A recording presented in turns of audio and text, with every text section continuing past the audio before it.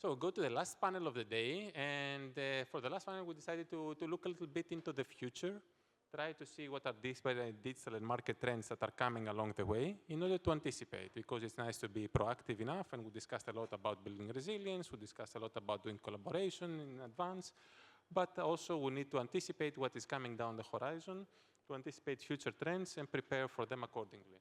So for this panel, I'm very, very happy and very, very honored to have with me people online and people physical. So let's start with the people that are here together with us today. Alessandro PIVA, Director from the Observatory of Digital Innovation, Italy. Thank you, Alessandro. Please, please. Thank you. And of course, Athanasios Kostopoulos, from the head of the National Cybersecurity Competence Center of Greece and member of the ECCC Governing Board.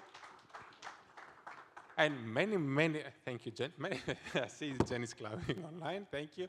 And many thanks to Jen Ellis from the I will say it correctly, NextJenSecurity founder and member of Advisory Forum of the Cyberpeace Institute. Hi, Jen.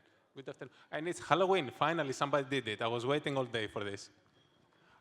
I cannot hear you, so maybe we can fix the audio from Jen's side. It was on my side. I'm not very smart. Sorry, I fixed it. Thank you. Hi, Jen. And a warm welcome to my good friend, Kat Megas from NIST, Cybersecurity Program Director for Artificial Intelligence, Internet of Things, of all things, basically. Everything cybersecurity related at NIST. Hi, Kat. Good morning. Nothing good morning. Halloween. So it's nice to have, we don't have Halloween in Europe, so very, very much appreciated that. Thank you so much. Yeah, that's a sad situation, actually. So let me sit down now. So today you're here to discuss a little bit about the future trends, as I mentioned before. So I'll dive right into this, and maybe we can start with our online guests first, and then we can move here. So what are in your views? I don't know. Let's start with Jen. What are your well, I'm turning around the chair to look at you, but okay, actually you don't see me there, so I shouldn't be doing that because you see the bald spot. What are some key market and technology trends in your view that will shape the future of cybersecurity? And I'll say this because I was inspired by your recent talk a few years ago on the future of cybersecurity. So what do you see down the horizon for the next 5, 10 years? What extent can these technologies affect cybersecurity and cyber resilience in general? Yeah, okay, thank you so much. And thank you for including me today. It's an honor to speak as part of this event. I think, let's start with what you just referenced. The talk that I gave a couple of years ago that you're referencing was about the fact that the cybersecurity industry as such is a generation old. We're now in our second generation. And the question that I posed to attendees of Black Hat Europe a couple of years ago was, what do we want to be when we grow up, right? Like, how are we as a generation going to define security differently to those who went before us? How will we build on what they've already achieved? And one of the things that I think that is a huge asset is our people. We have people who care so passionately about this topic and who, for whom security is not just a 9-to-5. There's nothing wrong, by the way, with having a 9-to-5 job. That is completely respectable and valid. But so many people who work in security, in my experience, feel as though they have sort of seen the matrix, if you will. They are Neo and they see the matrix, and it is their job to protect the rest of us from the risks, the harm. And I think that protector gene is strong and is growing as we understand the risks better, as we see the impact on society, the impact on economies, as we see the role that cyber actions play in global diplomacy. I think that protector gene gets stronger and stronger and stronger. We saw that, for example, with the number of people who, from all around the world, signed up to participate in Ukraine's cyber defense in 2022. And so I think one of the biggest things that will help us as we go forward is going to be people. And I think the key here is collaboration. And I am a broken record on this topic. You will probably hear me say this many times, but I think the collaboration between security experts, policymakers, industry leaders, entities that have the potential to create change, meaningful change, and that have influence, that collaboration, that sharing of knowledge, I think is incredibly powerful. So that's the first thing. The other thing I'll say is I love your question because you're focused on the positive. Normally when people say to me, what do you see happening in the future? Unfortunately, the answers that we have are largely not that positive. Because the truth of the matter is, and I don't want to sort of like foreshadow things that other people are going to say, but I imagine Kat might speak to AI and what impact that might have, for the good and the bad, right? There's both that comes from that. She might also mention the continued adoption of Internet of Things, right? Which continues to increase our attack. I'm sorry, Kat. And so, like, generally when people ask me that question, I'm like, more complexity, more reliance on connected technologies, more opportunity for attackers. And you're asking instead, like, what are the positives? Like, what is going to help us? Which I love. That's a much more positive question. Much rather answer that. I think looking at where we are right now, the most positive thing I see, right? I sit in a space where security people say to me all the time, nothing changes. We're still seeing the same kinds of bugs, the same kind of vulnerabilities coming that we've had for decades. And I always say to them, yes, that's true. We are seeing those same bugs and it is frustrating and we need to fix that. But it's not true. Nothing ever changes. This event is proof that things change. The degree of engagement in governments across Europe and broader across the entire world, the existence of NIST 2, the existence of NIST 1, frankly, but the existence of NIST 2, the CRA, the updates that are being made at the moment to the European Product Liability Directive to reflect software, like, this is a reflection that times are changing. The understanding of risk and the potential impact of cyber incidents is changing. The degree of engagement in that topic has changed massively. And actually, when I look ahead at the future and I predict where we'll be, and I get my crystal ball out, which feels very appropriate for Halloween,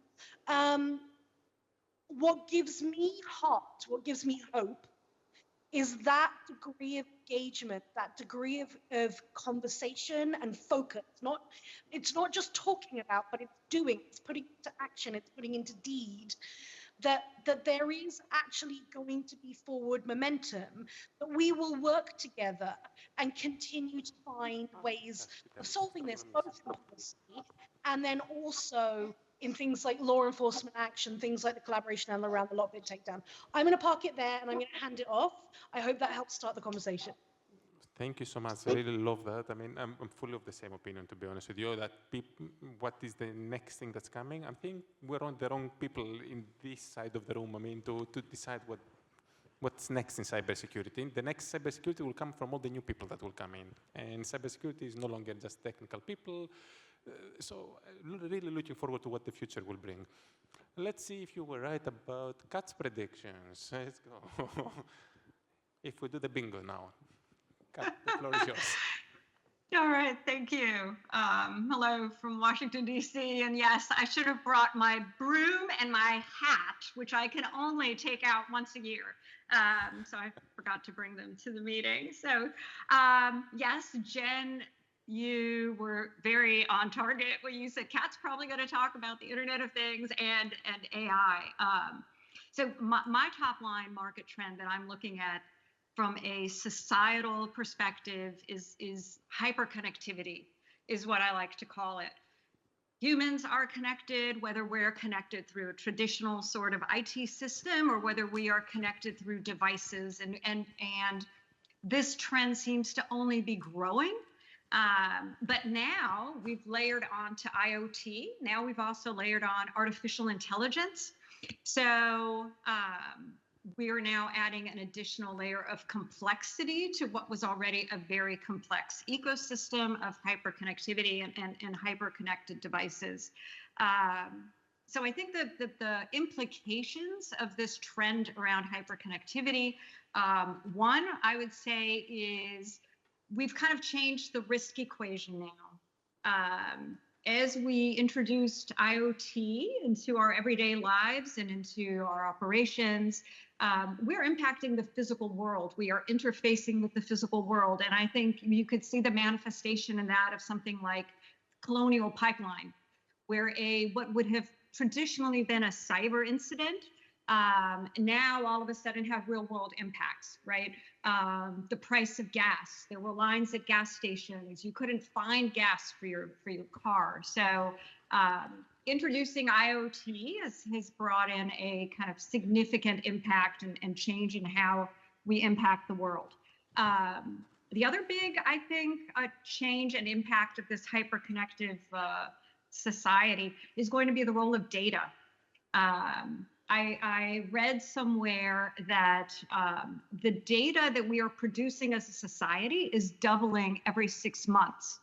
So the amounts of data that we are producing is growing astronomically, but also now with the introduction of AI, there has been a movement now where data and the importance of data has become even more important.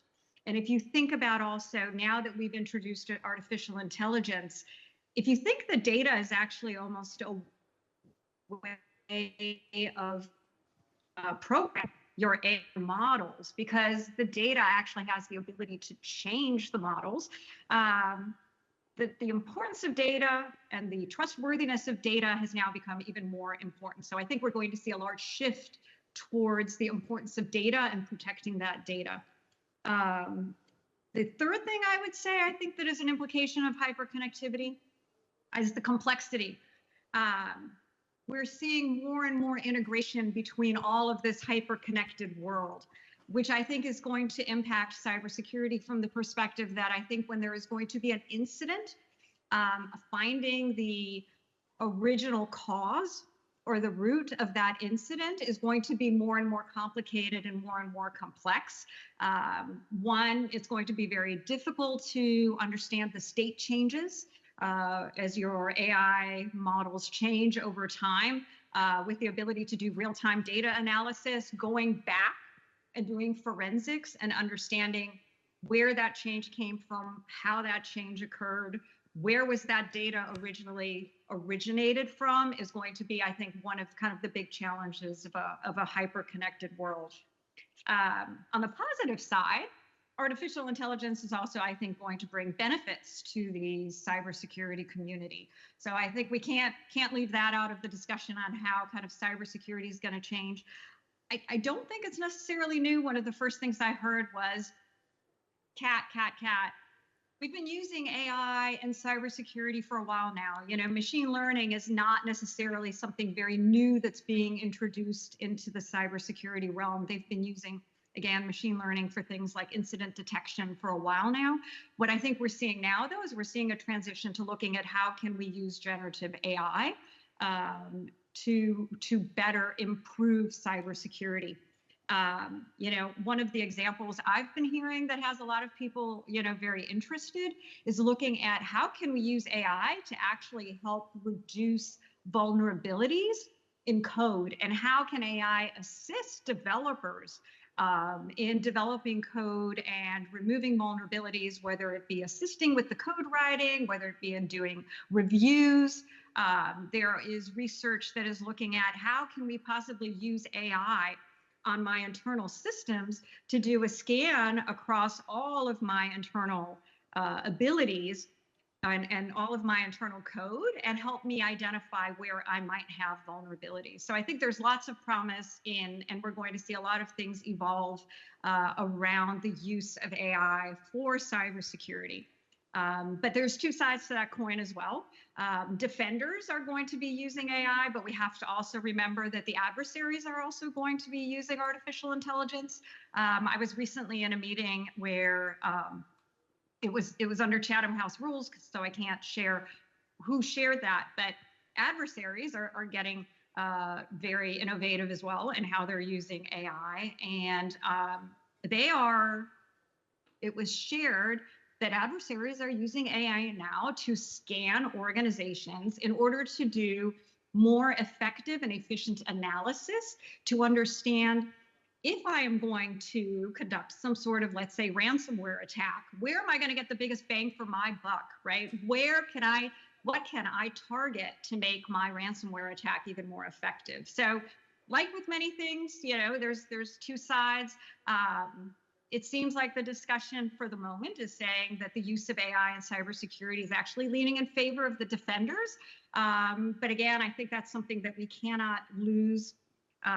We cannot lose sight of the fact that our adversaries are using it, whether it be for deep fakes in order to defeat your authentication mechanisms, or again, whether it's to be more efficient and fast at what they're already doing. So one last quick note, because I'm terrible at timekeeping and I'm not in the room, so I'm not getting the cues.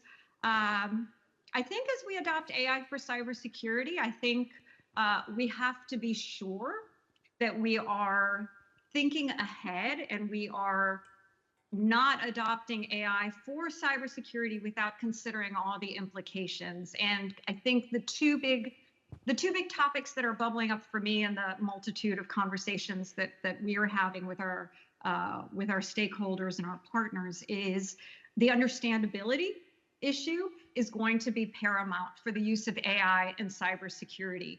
So if you think about AI being used for something like incident detection, right now we have a human in the loop. The human shows up. The human receives a report. The human receives a report from the incident detection system that says, here's what I saw and here's why I think it's an incident. And the human who is responsible and sitting on the other side of that screen can understand what it is that they're being told. But what we anticipate is going to happen as the amount of data grows bigger and bigger and bigger, and as these AI capabilities become more capable, we are going to get to a point where the human that is being put in a position of being responsible for decisions may not actually be able to comprehend and understand why it is that the AI system either made the decision or is proposing something. And this has very interesting complications, right? So is there essentially truly a human in the loop? Are we going to have skill atrophy? At what point is there going to be meaningless to have a human in the loop? Because the human in the loop isn't really able to make any decision. And this kind of takes me to my second issue that I'm seeing that's bubbling up a lot, is around the use of agentic AI. And seeing AI agents being used and workflows being enabled through these AI agents. So in this case, if we do get to the point where it will be meaningless to have a human in the loop, not only does that raise legal issues around who actually made that decision and why did they make that decision, and when you try to go back and do forensics, it's going to be very difficult to understand who made that decision. But as we're seeing these agents who are acting online and acting in a way that traditionally we've seen humans interact with other systems, what is the identity of these agent AIs online? And the example that I like to give is one taken from everyday life. You have these personal assistants now. That's an example of an AI agent, and you tell it, hey, I want you to make me a reservation tonight for about 7 p.m. for 4 people. One of them is a vegan, and I'm kind of looking for a restaurant that has somewhere between a 4 and a 4.5 rating, and maybe falls within the $2 signs. Can you go ahead and do that? And what do these agentic AI agents do now? They go and they make a reservation online for Cat Magus. As far as the restaurant knows, Cat Magus made that reservation. It was not this third-party agent. And so I think this is going to be something we're going to have to solve. How are we going to describe and ascribe identities to these agents that are working on behalf of humans? So I think that's my summary. I'm looking forward to the conversation. I'm glad to see you nodding, Jen. The rest of us are nodding Thanks. too. I don't know if you see this in the room, but yes, indeed. Thank you so much, Kat. And after the identity crisis from the agents, and by the way, I will make a shameless plug now because you mentioned before you cannot divulge where you heard about the ransomware and AI by threat actors and everything. You can read all about it in the latest ENISA Threat Landscape report, where we notice the same things. And with that, shame on me, I know, but it's 5 o'clock here, so you can excuse me. I will let you go to Athanasios, and you bring together a very, very interesting perspective, because you're also leading the National Cybersecurity Coordination Center, you are with the European Cybersecurity Competence Center and the Governance Board. So you have a unique role to explain to us what you see coming forward. First of all, I would like to thank the organizers and congratulate ENISA for setting up this very important event. It has added immensely to my understanding in many specific issues. I do not have a broomstick as well and a magical hat, but I'm sure that you are familiar with the fact that Greece during the antiquity was very famous for having the Delphi oracle that issued periodically prophecies that were impressively successful in a great extent. So I will try to start from this Hellenic heritage of prophecies and build on that to what I believe that we have some critical trends regarding the vision of a future of cyber society and what technology trends will follow. So to begin with, I believe that the vision of a future cybersecurity and cyber-secure society is driven by several key market and technology trends that shape both the threat landscape and the strategy to combat cyber risks. So, to begin with, one of the most critical trends, I believe, will be the zero trust architecture, number one. Is becoming a fundamental principle in cybersecurity strategy, emphasizing that organizations should not automatically trust anything inside or outside their boundaries, their perimeters. The mantra is, in God we trust, everything else we monitor. So always verify is something that we're going to see, and we will actually observe increased investment in technologies such as multi-factor authentication, encryption, identity and access management solutions. This is the number one technology trend. Number two, it was already presented by my esteemed co-panelists, artificial intelligence and machine learning. I would not like to drill down deeper on that. It has been already very successfully and in a very enlightening manner presented by my esteemed co-panelists. Third, the rise of Internet of Things and 5G connectivity. I do believe that the proliferation of IoT devices and the rollout of 5G and 6G that is ante portas now will expand the attack surface unavoidably. So these technologies will offer convenience and innovation, but they will also introduce new vulnerabilities. Securing IoT devices and 5G and 6G networks will be critical to the future of cyber defense, with growing efforts to standardize and secure device-to-device communication being expected.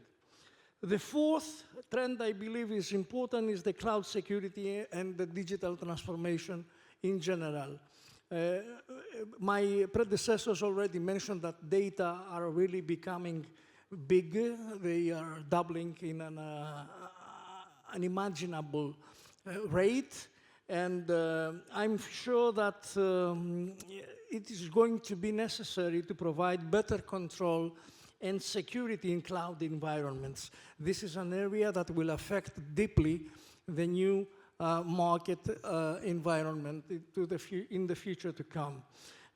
Additionally to that, cloud-native solutions are evolving in order to handle the demands of remote and hybrid workforce that is now, having some back and forth. People are asked to return back to the offices. Teleworking is being introduced in the majority of European member states, as well as in the United States of America and elsewhere. So we're going to see cloud security as fourth point. The fifth point has to do with blockchain. and decentralization. I do believe that this technology will offer enhanced data integrity, transparency, and authentication that will be leveraged in various cybersecurity use cases, such as identity management, secure data sharing, and in general, decentralized security models. The sixth has to do with quantum computing preparedness. Things are getting really tough. Aggressors and malignant actors are conducting research on this specific field. It's not only the quantum attack methodology that it is dangerous. The most dangerous element, ladies and gentlemen, is that we do not know, we don't have a clue where exactly China and Russia are now in terms of successful research and development in this specific section. We don't have a clue whether they have succeeded it, so post-quantum cryptography and post-quantum technology is going to be important and will affect definitely the market. And finally, to conclude this round, cyber resilience and incident response. To my view, the traditional cybersecurity is, let's say, dying, because every day we have 50,000 new malware, new viruses, new software, every day 50,000 of it. So one way or the other, you are going to get hit. The important thing is to recover immediately, to absorb the power of the attack, not to get knocked down, just to get somehow dizzy, and to recover immediately, the sooner to regain the previous, the pro-attack operational level, the normal, the peacetime level. So cyber resilience is going to be more important than the traditional cyber security and cyber defense. The important thing now is beginning, and it will be more evident in the future, to be in a position to recover efficiently, effectively, very fast, and with the minimum allocation of funds. You have to be prepared to recover. Business continuity and recovery is going to be cyber resilient important. Cyber security in the traditional manner is now in a decay. Thank you very much, Apostolos. Thank you, Athanasios. Actually, this brought back memories. You will get hit, but you need to recover. These are the exact same words my dad told me before taking me to kindergarten for the first time. So, moving on, Alessandro, you have a unique point of view because you work in the intersection of data protection and cybersecurity. So, actually, topic close to my heart as well. So, please, your views as well on the topic. Yes. Thank you for the invitation. I try to add something. I agree with all the comments, and I just want to add something from a different perspective. I work in a research group at Politecnico di Milano that was founded in 1999. Today we are 200 people focusing our research on digital, and of course with the market perspective, just to give you an idea of my point of view. And the foresight is a fascinating and stimulating activity, but it's also not simple to predict in the technological landscape, the scenarios, the future scenarios. Also, in our organization, we launched this year a new Center for Digital Envisioning, and we are trying to apply those methodologies to all the digital perspective, to all the digital trends. And we have also work, of course, on the cybersecurity. And it's not simple, okay? But I think it's interesting to look, to predict the future, looking also to the past. And our observatory on cybersecurity was founded 10 years ago. And if we think about the first interaction with the CISO and all the market vendors, it was, I mean, quite different compared to today. In fact, at those times, the security was an IT things, and only an IT things, and I mean also not the cool one. So today we know there are a lot of impacts in terms of social impact, economic, political impact in the cybersecurity. And so if we look at the future, we can imagine that those trends will evolve in that direction. Then, of course, there are a lot of technological implication and connection, intersection. We mentioned a lot of the main topics. I think the data, the concentration of data in few hands, it's another relevant key aspect, because those algorithms are developed on data, okay, in an automatic approach. So we need the data, and then we need the money to run those algorithms, and then we need the competencies to better understand how to manage and to those data. And when we think about AI and the way that the machine works, we have to assess also a lot of aspects from the security and privacy point of view, the quality of data, the right representation of the word. And so those are other relevant key aspects to be considered. Of course, all the other things, the quantum, the connected environments, and also all the integration that we need to assess from different systems, the cloud patchwork that we have to manage today and also in the future. So there will be a lot of technological trends, but I think the key point will be the cooperation between the different actors to be more faster to intercept the new threats, the new problems, and then the other so cooperation and culture. So it's people, and then we need to think about the perspective and the problem of cybersecurity. There's a study in Italy about the perception of the people, the way they are able to intercept malware or phishing. And it's interesting because if you look at the age groups, you see that there's the middle, so from 35 to 45 years old, that are more capable to assess the security things. And then we have the older people, and then okay, they are not digital people, so they are not digital native people. But also in the youth, in the younger people, we see that there's a relevant gap between the perception of the risks and the real one. So this is another point. So the way we make an educational path to those technologies, I think it will be very relevant topic. Thank you so much, Alessandro. You got me scared there for a second when you said the 35-45 bracket, and I was like, yes, he said 45, I'm still in there.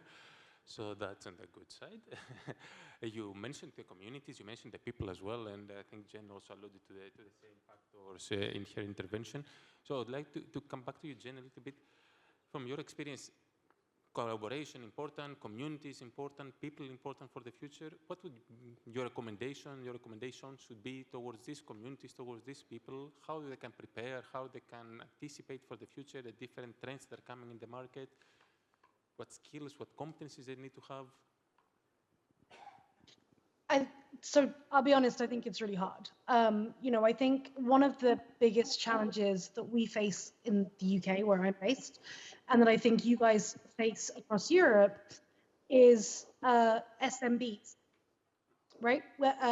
We both have economies that are about 98% SMBs and small to medium. Sorry, I should not use the acronyms. And we all know that they are completely overwhelmed with noise and with, a million things to worry about. They've got to worry about the economy. They've got to worry about climate change. I mean, like, really, they've got to worry about the impacts of it, like today, because it's happening across Europe. They've got to worry about labor laws and availability of staff and programs for sickness and all sorts of things. And then we come to them and we're like, here's another thing you need to worry about. And by the way, it's really complicated and complex. It's going to get more complex. We don't really have great ways of talking about it and make it easy to understand. We're asking you to invest, but we're not asking you to invest for just a short time to get a thing done. We're asking you to invest in perpetuity. And in fact, probably will want you to invest more over time as you mature more. And by the way, the systems, they might not work.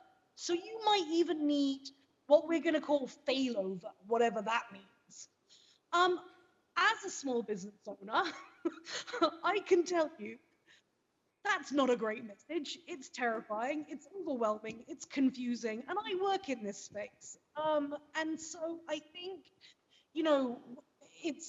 Alessandro talked about how hard it is for individuals. And I agree, it's super hard for individuals. But for organizations, it's also really, really hard. And I don't think we're making progress at the speed that we need to in adoption. And for a long time, because that was the case, we said, okay, let's focus then on right of boom. But I think what we've all come to a conclusion on is you can focus on right of boom all you like, but actually don't start focus pre-boom, left of boom, so before the incident, way before the incident, then actually what happens is you have no path to resilience, which I think, we heard is super, super important. Resilience is what it's all about, because 50,000 new things a day, you will get hit, right? And again, this is the thing that small to mediums don't understand, is it's not about being targeted. None of this is about you being subject to some super sophisticated targeted thing. We get it, small businesses. Don't think you will be targeted. You may not be. You're on the internet, therefore you'll get hit. And so I think that these messages are hard to take forward. But here's the opposite side, right? My mum, I'm going to go back to Alessandro's point about individuals, right? Just momentarily. My mum is the kind of person who can lock herself out of her own phone, right? And she won't mind me saying this, because she herself says all the time, I don't like technology, I'm not good with technology, I don't know what I'm doing. But she also, because of the point she's at in her life, and also because of her personality, but largely because of the point she's at in her life, she's very cautious about people asking her to do things, people she doesn't know, reaching out to her, technology being used against her. She's cautious about stuff.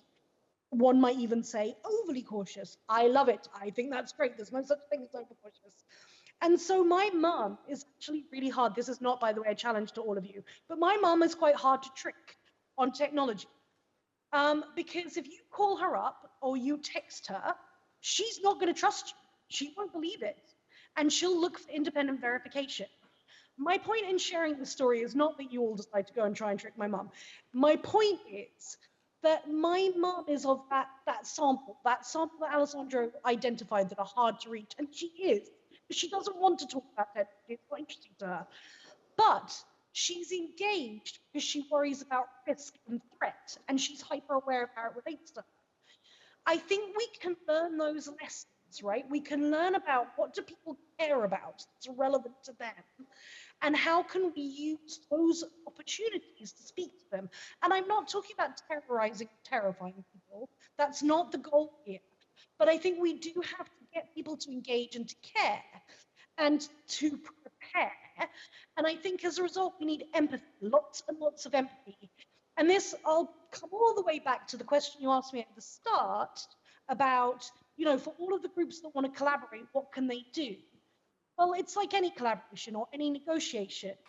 You start with a sense of empathy for where the people are on the other side of the table are. And you kind of work backwards to where you are, and you hope that somewhere in the middle you can all meet. So the thing I would say, more than anything, there are a couple of things that we need for that. One is empathy, and that is always the first thing. Trying to give people the benefit of doubt and understanding what they care about and where they're coming from and why they care about it. Like, why does it matter to them? And the second thing is commonality of language. I so appreciate, by the way, that we have speakers from all over the world, and those whose first language is not English are making a huge effort to speak in English today, and I really appreciate that, because I'm really not fluent in any other languages, sadly. I wish I was, but I'm not. So thank you for doing that. But that's my point, is commonality of language. We've agreed, for whatever reason, that English will be the language today. And so that's the language we're using. It's so easy when we're buried in something, when we work in it all day, to have language that we use that we don't even think about as being jargon, because it doesn't feel like jargon to us. And then we assume knowledge. The first time I met with the Food and Drug Administration in the US to talk about connected medical devices, I learned that when they talk about harm, a word that I use every day, and I mean it to mean cyber attacks and whatever might come from cyber attacks, normally the standard confidentiality, integrity, and availability CIA triad, we talk about security, they mean potential for loss of life. Harm is a word everyone thinks they understand, but actually the differences in how you interpret it are pretty huge. So finding common language is the other piece, and I'm sorry I went on. Hopefully that was... Thank you. Thank you so much. Thank you. Kat, I'll turn to you, and last, the eternal question there. You work in a standardization organization, the relationship between standards and regulations and emerging in research and innovation, new things. For many people, these two are very contradicting terms, like standards and innovative things. But okay, you have proven them wrong. Can you please tell us a little bit more about this? So I like to get on my imaginary soapbox for a minute. NIST is not an SDO. Just to be clear, we're a government agency, and we are a research institute. And what we do is we do research in an open and collaborative way, and we make recommendations. There are very unique circumstances mainly for security and national security concerns, that sometimes NIST will be directed to develop a standard in the case of where there is not an existing standard that we can adopt, which is fit for purpose. So now I'll step off my imaginary soapbox for a minute. The title standards indeed is in our title, but we are also the Institute of Technology.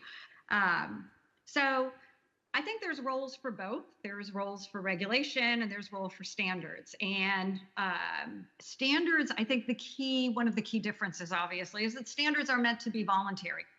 Standards are voluntary, very often regulation are not. But standards, and I know I'm going to step back from this, standards development and standards can be very useful to innovation as opposed to regulation, because standards is a much faster process that can occur. It occurs in an open way. It occurs in a transparent way. Membership is open. You can bring together and foster large groups of stakeholders. But also I want to stress the importance of having a marketplace of standards. And I think that is often something that is also very overlooked by the community when they think of what I'm talking about, uppercase standards. Standards are voluntary. So standards will be adopted when they are fit for purpose. That purpose can be private sector organizations need to be proactive in meeting some sort of cybersecurity goals that they have.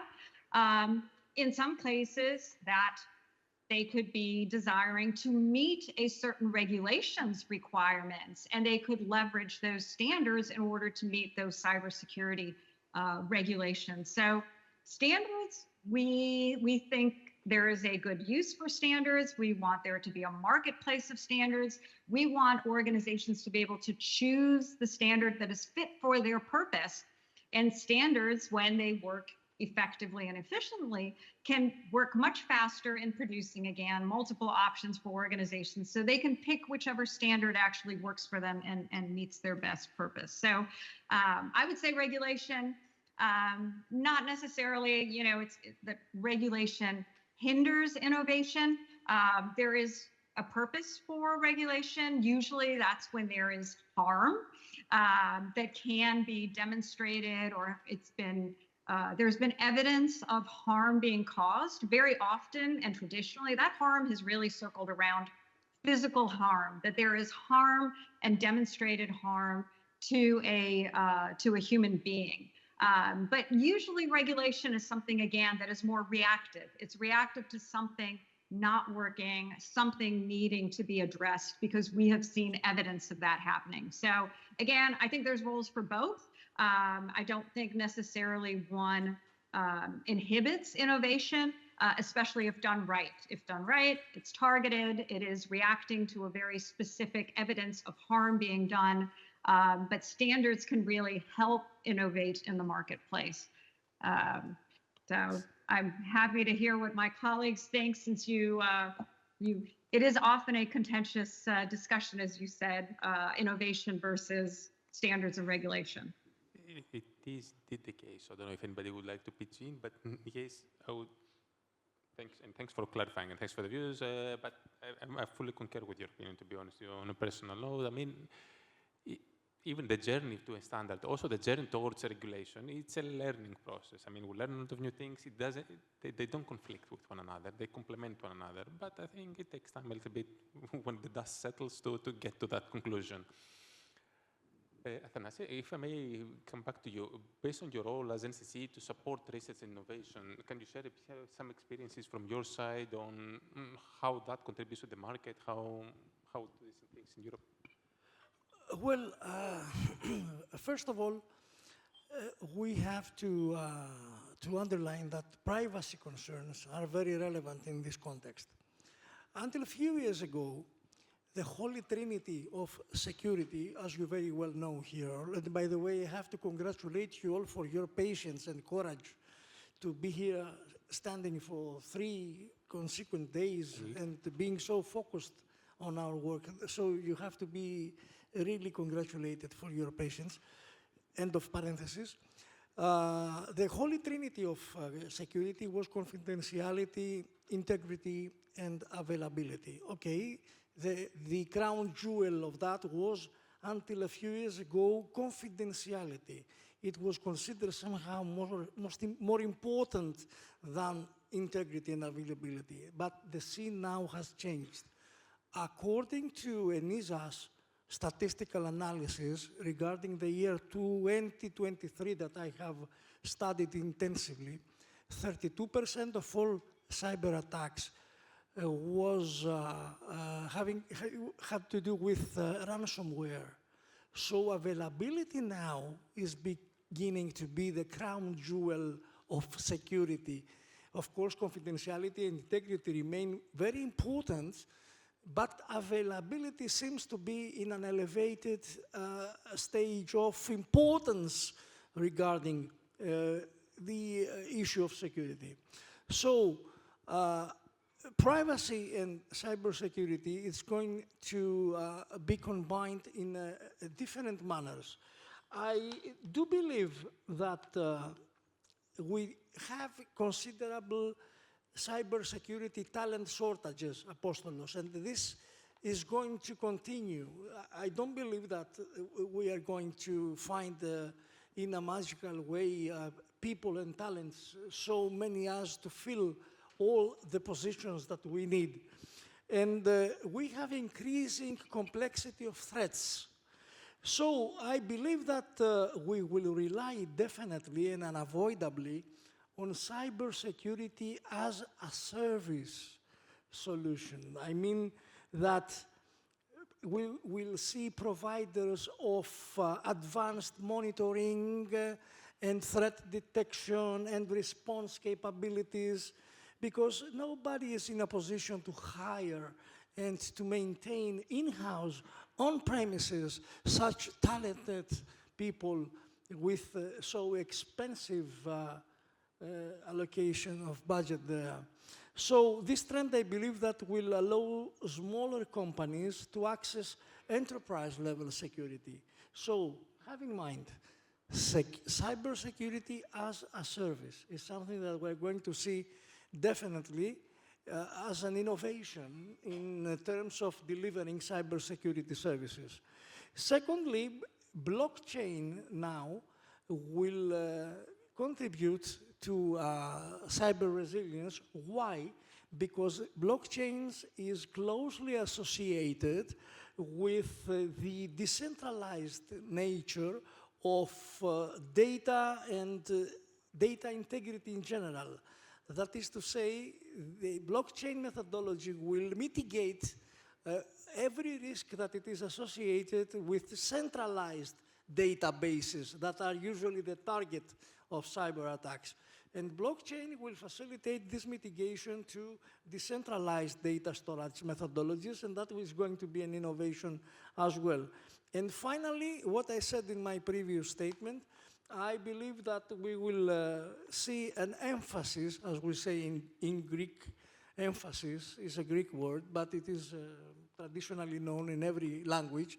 We will see an emphasis on cyber resilience over cyber defense and cyber security. That is to say, we will see companies innovating in every way in order to shift from a defensive posture to a rather resilience-oriented one. This is my estimation. Maybe I'm wrong, I don't know, but it seems to me that evident that planning for recovery, continuity, adaptability in the face of successful attacks, this cyber resilient framework is going to encompass robust incident response plans and disaster recovery strategies. So cybersecurity in a traditional way, it's going to present a decay, and to the next 5 or 10 years to conclude, I believe that we will see a paradigm shift of this kind. The focus will increasingly be on maintaining business continuity, incident preparedness, and rapid recovery mechanisms. So this evolution, I believe, in the innovative aspect will be crucial as cyber attacks, we have to admit it, will grow in complexity and scale, and organizations will strive to maintain trust and continuity in an interconnected digital work. And ladies and gentlemen, these attacks will be successful,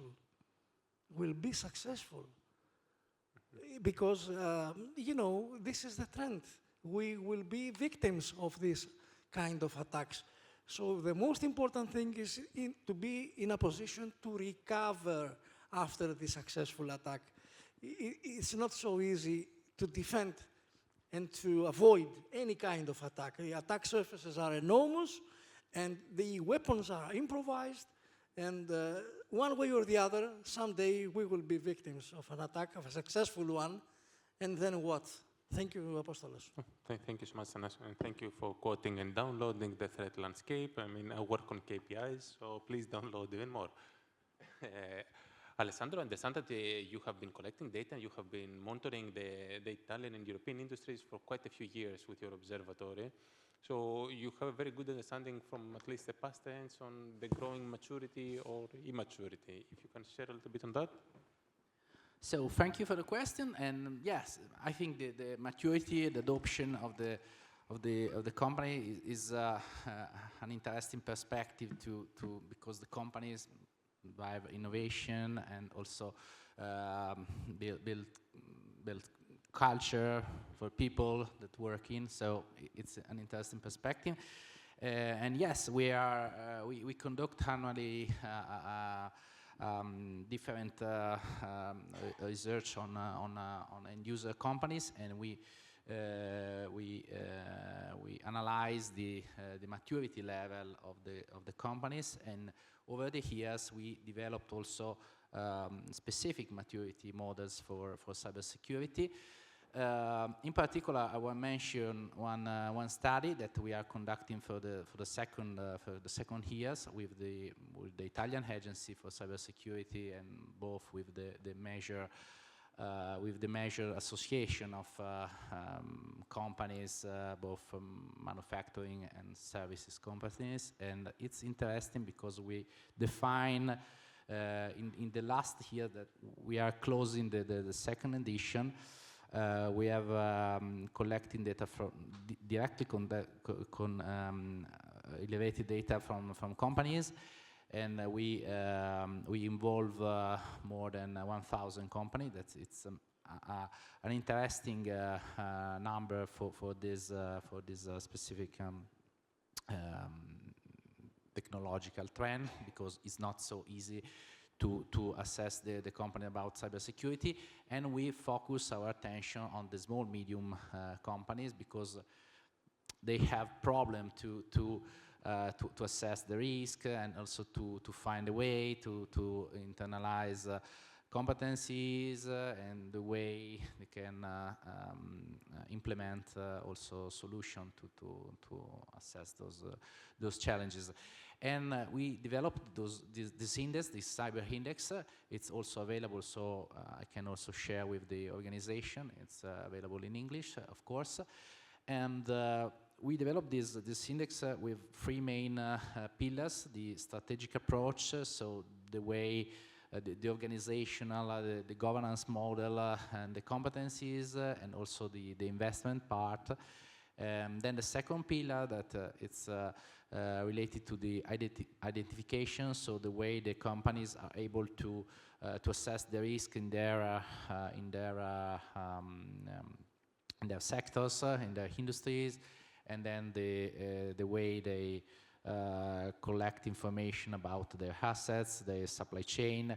A lot of those companies are involved in international supply chain, and they need to comply to request from large companies.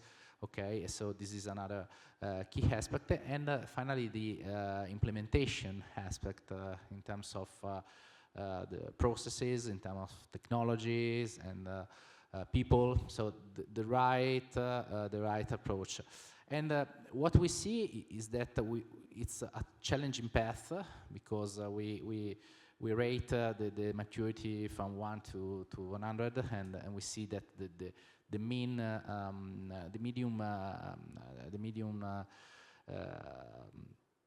approach is quite evaluable in 51 points out of 100. So it's a challenging path. And so it's relevant to create opportunities, to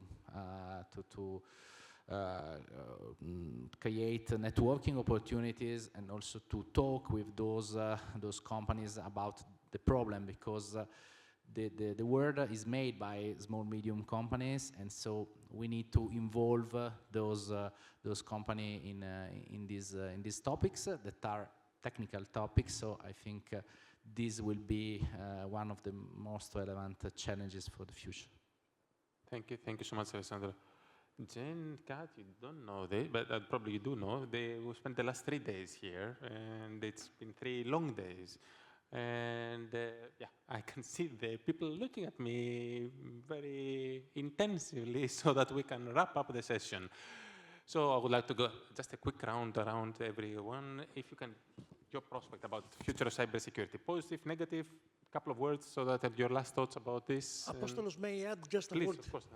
Sorry for No. intervening in the cycle. Just a word, and I will conclude my remarks. We must never forget that in the cybersecurity context, It's not only aggressors financially motivated in the area, are not only this kind of aggressors. There is always, in the majority of the cases, we do have national security and military objectives behind cybersecurity operations in the market, in the small, medium enterprises. They are not only attacked due to financial issues or commercial issues. So the cybersecurity resilience issue intersects with national security considerations, where the member states' jurisdiction remains prevalent. And the European Union framework is something that follows, because member states are not so willing to share intelligence or to share things that have to do with national security. So we have to have in mind that cybersecurity operations, in many cases, hide behind them national security considerations and military objectives of other attacking aggressors. It's not only a commercial and market issue. Thank you very much. Oh, thank you, Athanasios. Jen, may I come to you for your last word? Give me a positive thing, please. It's a Thursday afternoon. We want to have a positive message going back home. It's Thursday, right? Yes. Yeah, I want to give you a positive message, but it's Halloween and it's scary. It's Halloween, please do. I feel, okay, here's the thing. I think we can make progress, but I think things are going to get worse before they get better. I'm sorry to say that. I think that one of the key things that nobody's talked about today, that I've heard in the session, for us to make progress is that we have to stop thinking about security as this discrete, separate thing. And we have to start thinking it as just intrinsic to everything that we do. In the same way that now connected technology is intrinsic to everything that we do, is everywhere we go. And so as you're deploying technology of any kind, you know, as you're building out your smart cities and adopting different technologies to improve quality of life in every aspect of life, security needs to be a core part of the conversation in the same way that we think about other categories of risk as being a core part of the conversation. And I think if we can do that, if we can get to the point where it's intrinsic both on the manufacturer side and the buyer side and the operator side, then I think we can make progress. But in the keeping with the holiday, I think things will probably get scarier before they get better. Perfect. Thank you so much. Thank you. Kat, I see you laughing. So, your views, Kat. Last words. Famous last words. Okay, I'll try to be brief because I'm between dinner and drinks. So I would say if I can give anybody advice or parting thoughts, cybersecurity is difficult. I think we know that. I think doing everything perfect is a challenge for most organizations. You have to have very, very deep pockets and lots of resources to do that. And maybe someday cybersecurity as a service is going to help us all do that. I think there's 4 things every organization can think about doing. One is understand your organization's priorities. What are our priorities and what do we need to be worried about and protect the most? And I think that's the role of governance, is to help give that direction to the organization. Once you've understood your priorities, the second thing you need to do is understand where are you overall? What is your current cybersecurity stance? What am I doing towards protecting and meeting those organizational priorities that we have for cybersecurity? And then last of all, understand where you optimally want to be. If you are already where you need to be, great. But if not, understand and have a roadmap for where you want to be and how to get there, and that it's continuous. You need to be constantly evolving, constantly revisiting it. It's a huge space. It's very difficult for anybody to imagine keeping up with all of it. And I commend my colleague on the panel for saying, you know, at the end of the day, it's going to be impossible to stop everything. So you need to be thinking about how do we continue moving forward? How do we respond and how do we recover when inevitably something does happen? So that's not positive or negative, but I can live with it. It's scary, Jen. That is going to be the word of the day today. It's Halloween and it's scary. I feel like I should have finished mine with like a. You can do it better than me, so yes, cool. Thanks for that.